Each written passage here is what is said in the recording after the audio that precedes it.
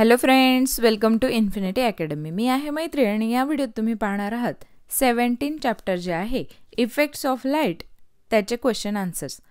Question number 1, 2, 3, 4, 5 आपण part 1 मध्ये cover केलेले आहेत. या व्हिडिओमध्ये तुम्ही क्वेश्चन नंबर 6, 7, 8 पाहणार आहात. तुमच्या स्टँडर्डचे मॅथ्सचे प्रॅक्टिस सेट एक्सप्लेन केलेले व्हिडिओसुद्धा मी अपलोड केलेले आहेत. ऑल सब्जेक्ट्सचे वर्कबुकचे आन्सरसुद्धा अपलोड केलेले आहेत. त्याच्या लिंक्स तुम्हाला डिस्क्रिप्शन बॉक्समध्ये दिल्या आहेत, तर तुम्ही पाहू शकतात. तुम्ही हा व्हिडिओ कोणत्या शहरातनं किंवा गावातनं बघतायत हे मला कमेंट करून नक्की सांगा. चला तर मग सुरुवात करूया. बघा, तुम्हाला क्वेश्चन नंबर 6 विचारलाय. Answer the following questions in your own word. तुमच्या शब्दात तुम्हाला प्रश्नांची उत्तरं लिहायची आहेत. त्यातला एक क्वेश्चन बघा. What is mean by scattering of light? प्रकाशाचे विकिरण म्हणजे काय? लाईट जो स्कॅटर्ड होतो तो काय होतो हे आपल्याला विचारलंय. याचा आन्सर बघा. A beam of light moves in many different directions after hitting the tiny particles present in the air. This phenomenon is known as scattering of light. बघा, लाईट जेव्हा येतो त्यावेळेला तो छोट्या छोट्या पार्टिकल्सला जाऊन भिडतो आणि त्यानंतर काय होतं, त्यामुळे तो विखरतो, इकडे तिकडे होतो. त्याला आपण म्हणतो स्कॅटरिंग ऑफ लाईट. हवेमध्ये असणारे जे छोटे छोटे पार्टिकल्स असतात त्यांच्यामधनं लाईट काय होतो, इकडे तिकडे विखुरतो. त्याला आपण म्हणतो scattering of light. Question B बघा काय विचारलाय. Does the shadow really vanish in the zero shadow conditions? बघा, जेव्हा झिरो शॅडो डे असतो म्हणजे जेव्हा पूर्णपणे आपली सावली दिसत नाही असा दिवस असतो, तर खरंच आपली सावली जाते का हे आपल्याला विचारलंय. तर यांचा आन्सर लिहा. Yes, the day on which the sun reaches exactly overhead at noon shadow completely disappears. बघा, ज्या वेळेला डोक्यावर सूर्य असतो आणि त्यावेळेला सूर्याची पोझिशन ही पृथ्वीला जर कर्कवृत्त आणि मकरवृत्त ही 23.5 डिग्री नॉर्थ आणि साऊथ यावर असेल तर एक्झॅक्टली त्यावेळेला आपली सावली पडत नाही, म्हणजे सावली दिसेनाशी होते. त्याला आपण झिरो शॅडो डे असं म्हणतो. मग हे पूर्ण पृथ्वीवर होईल का? नाही, तर काही काही जागांवर ही कंडिशन होते.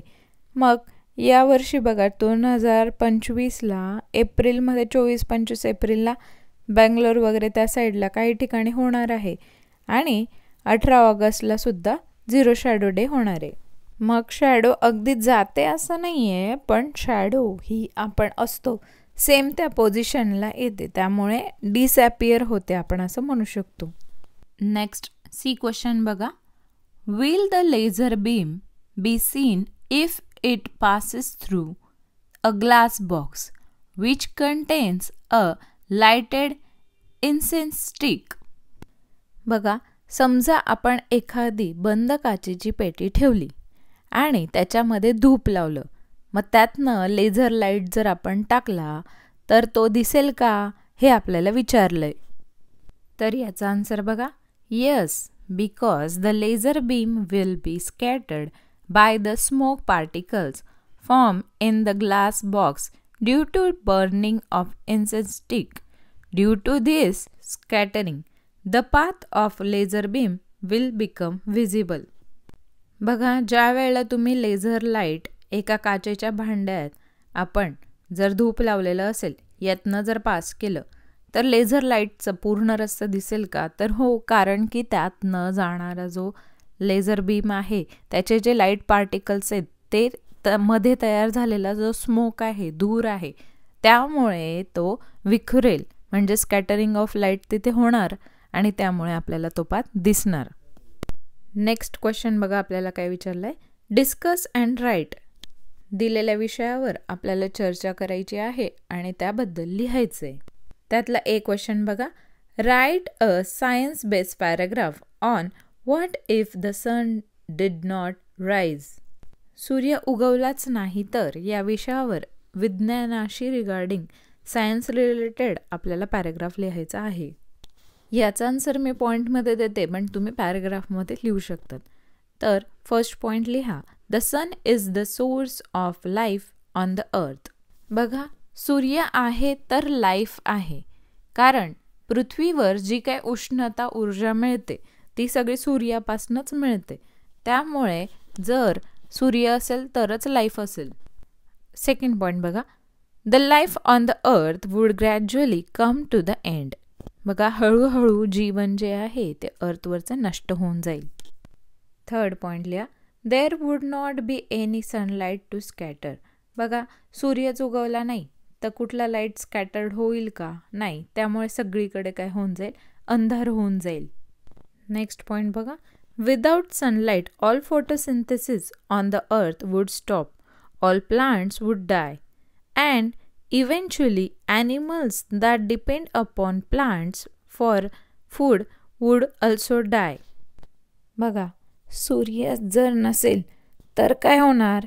ज्या वेळेला सनलाईट येतो, सूर्यप्रकाश येतो, तेव्हा फोटोसिंथेसिस प्रोसेस होते.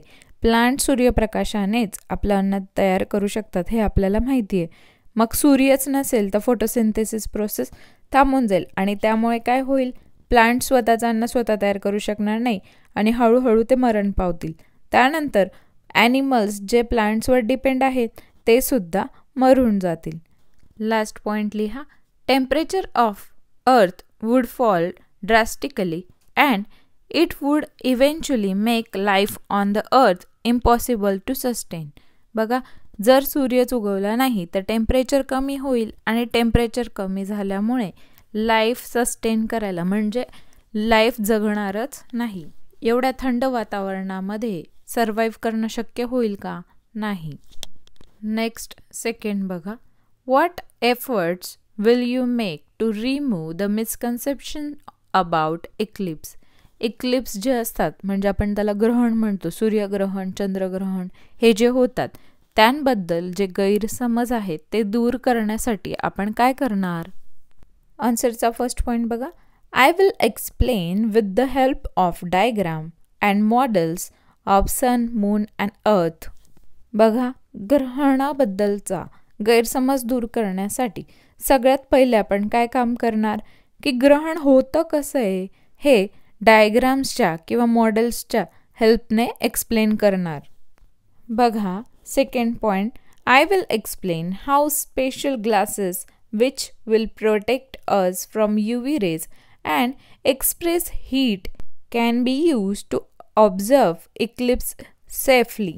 बघा, आपल्याला माहिती आहे ग्रहणाच्या वेळेला जे सनरेज असतात त्या हार्मफुल असतात आणि त्यामुळे डोळे खराब होऊ शकतात. मग अशा घटना अगोदर झाल्या असतील त्यामुळे हे गैरसमज झालेले असतील. मग आपण त्यांना एक्सप्लेन करायला हवं की कशा पद्धतीने अल्ट्राव्हायोलेट रेजपासून आपलं संरक्षण स्पेशल ग्लासेस करू शकतात, त्यामुळे आपल्याला आपल्या डोळ्यांचं नुकसान होणार नाही. नेक्स्ट पॉईंट बघा, also inform that eclipses are natural phenomenon and can be predicted in advance. बघा, तसंच आपण सगळ्यांना सांगू शकतो की ग्रहण जे आहे ते नॅचरल फिनॉमिनन आहे, ते नॅचरली होतं आणि आपण अगोदरच सांगू शकतो की ह्या दिवशी ग्रहण होणार आहे, त्या दिवशी ग्रहण होणार आहे, त्यामुळे आपण अगोदरच त्याची काळजी घेऊ शकतो. नेक्स्ट सी पॉईंट बघा, काय विचारलं आपल्याला, various इक्लिप्सेस and the conditions during the period.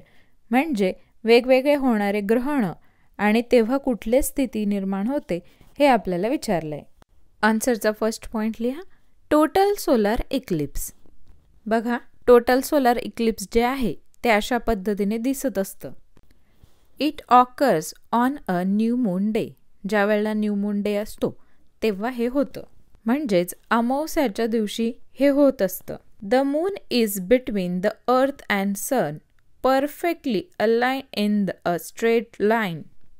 हे ग्रहण जेव्हा होतं त्यावेळेला सूर्य आणि पृथ्वी यामध्ये स्ट्रेट लाईनवर चंद्र येतो, त्यामुळे हे ग्रहण होते.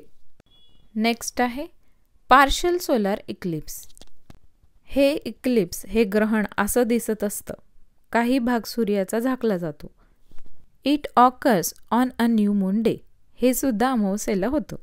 The moon is between the earth and sun perfectly align in a straight line. इथे सुद्धा चंद्र हा पृथ्वी आणि सूर्याच्या मध्ये असतो. The region on the earth that lies in the penumbra of the moon. बघा, जे टोटल सोलार इक्लिप्स असतं त्यामध्ये काय होतं, जो अम्रा पोर्शन आहे तो पृथ्वीवर असतो. पण या पार्शल सोलार इक्लिप्समध्ये जो पेनम्ब्रा भाग आहे तो पृथ्वीवर येतो. तुम्हाला माहिती आहे ना, जो डार्क पार्ट असतो शॅडोचा त्याला आपण अम्रा म्हणतो आणि जो लाईट पार्ट असतो त्याला काय म्हणतो आपण, पेनम्ब्रा म्हणतो. मग पार्शल सोलार इक्लिप्समध्ये पेनम्ब्रा असतं आणि टोटल सोलार इक्लिप्समध्ये अम्रा पार्ट असतो. थर्ड पॉईंट लिहा, total lunar eclipse. Total lunar इक्लिप्समध्ये काय होतं बघा, चंद्र अशा प्रकारे पूर्ण झाकला जातो आणि हे होतं फुल मून नाईटला, म्हणजे ज्या दिवशी पौर्णिमा असते त्यावेळेला हे होत असतं. The earth comes between the sun and the moon perfectly align in a straight line. यामध्ये काय होतं की चंद्र आणि सूर्य यामध्ये पृथ्वी येते आणि ते सरळ रेषेत आल्यामुळे काय होतं, चंद्रावर पृथ्वीची सावली पडते, त्यामुळे चंद्र आपल्याला दिसेनासा होतो. नेक्स्ट फोर्थल्या partial lunar eclipse. Partial lunar इक्लिप्समध्ये काय होतं बघा, हे पौर्णिमेला होतं पण काही वेळासाठी चंद्र हा अर्धा झाकला जातो, त्याला म्हणतात partial lunar eclipse. It occurs on a full moon night. पौर्णिमेच्या रात्री होतं. The earth comes between the sun and the moon. पृथ्वी ही सूर्य आणि चंद्राच्या मध्ये येते, but they are not perfectly align in a straight line. पृथ्वी ही चंद्र आणि सूर्याच्या मध्ये येते पण ती स्ट्रेट लाईनमध्ये नसते. बघा, तुम्ही चित्रात बघू शकताय, पृथ्वी, सूर्य आणि चंद्र हे स्ट्रेट लाईनमध्ये आहेत का नाही. चंद्र थोडा वर आहे, त्यामुळे पार्शियल लुनार इक्लिप्स होतं. बघा, तुम्ही एक गोष्ट लक्षात ठेवा, सूर्यग्रहण जे आहे ते अमावस्येच्या रात्री होतं आणि जे चंद्रग्रहण आहे ते पौर्णिमेच्या रात्री होतं. नेक्स्ट 8th क्वेश्चन बघा, एक्सप्लेन द डिफरन्स. आपल्याला फरक स्पष्ट करायचं आहे. त्यातलं पहिलं आहे point sources and expanded sources. Difference तुम्ही बघू शकता. अ point of a source is tiny in size. बघा, पॉइंट ऑफ सोर्समध्ये काय असतो, लाईट टायनी असतो, छोटा असतो. एक्सपांडेड सोर्स ऑफ लाईटमध्ये and expanded source of light is bigger in size. Expanded जो सोर्स असतो तो लाईटची साईज काय असते, बिगर असते, मोठी असते. सेकंड बघा, the umbra is obtain from this source of light. याच्यापासनं अम्रा, जी डार्क शेड असते, जी डार्क शॅडो असते ती तयार होते. The umbra and penumbra are both obtain in this source of light.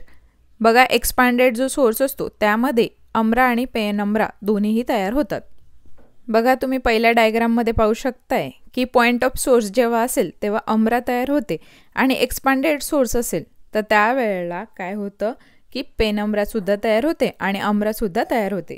Last point एक्झाम्पलचा लिहा. Light coming from a tiny hole. छोट्या होलमधनं जो लाईट येतो तो सगळा लाईट कोणता असतो, पॉइंट सोर्स ऑफ लाईट असतो. आणि एक्झाम्पल ऑफ एक्सपांडेड सोर्सचं काय आहे, the sun or a torch. बघा, टॉर्च असेल, बॅटरीने तुम्ही जे करता तो एक्सपांडेड सोर्स आहे. सनपासून लाईट सगळ्या दिशेने येतो म्हणून सनपासून सुद्धा येणारा जो लाईट आहे तो एक्सपांडेड सोर्स ऑफ लाईट आहे. नेक्स्ट आपल्याला डिफरन्स विचारला आहे अम्रा अँड पेनम्ब्रा. डिफरन्सचा फर्स्ट पॉईंट बघा, the umbra is a center core of darkness which traps away. बघा, अम्रा शॅडो जी असते ती आतमध्ये सगळ्यात डार्केस्ट पार्ट असतो.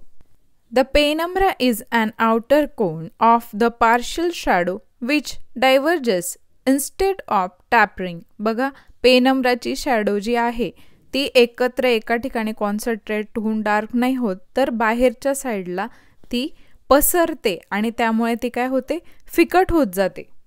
सेकंड पॉईंट बघा अम्राचा. Umbra is the shadow formed from a point of source of light. बघा, ज्या वेळेला पॉइंट सोर्स ऑफ लाईट असेल त्यावेळेला अम्रा ही शॅडो तयार होते. पेनम्ब्राचा सेकंड पॉईंट लिहा. It is shadow form from a extended source of light. ज्या वेळेला लाईटचा सोर्स हा एक्सटेंडेड असतो, पसरता सोर्स असतो, त्यावेळेला पेनम्रा ही शॅडो तयार होत असते. थर्ड पॉईंट लिहा. अम्रा ही डार्क असते आणि पेनम्रा ही फेंट असते. It is dark, it is faint. बघा तुम्ही चित्रात बघू शकता, जी डार्क आहे ती अम्रा आहे आणि जी फेंट आहे ती पेनम्रा शॅडो आहे. नेक्स्ट पॉईंट फोर्थ लिहा. Umbra is the area of total shadow. Penumbra is the area of partial shadow. बघा अम्रा जी आहे तिच्या टोटल एरिया असतो शॅडोचा आणि पेनम्रामध्ये पार्शल म्हणजे अर्धवट शॅडो असते. तर हे होतं आपलं चॅप्टर नंबर 17. अशाच काही व्हिडिओसाठी चॅनलला सबस्क्राईब करा, तुमच्या फ्रेंड्ससोबत शेअर करा आणि व्हिडिओला लाईक करायला विसरू नका. थँक्यू.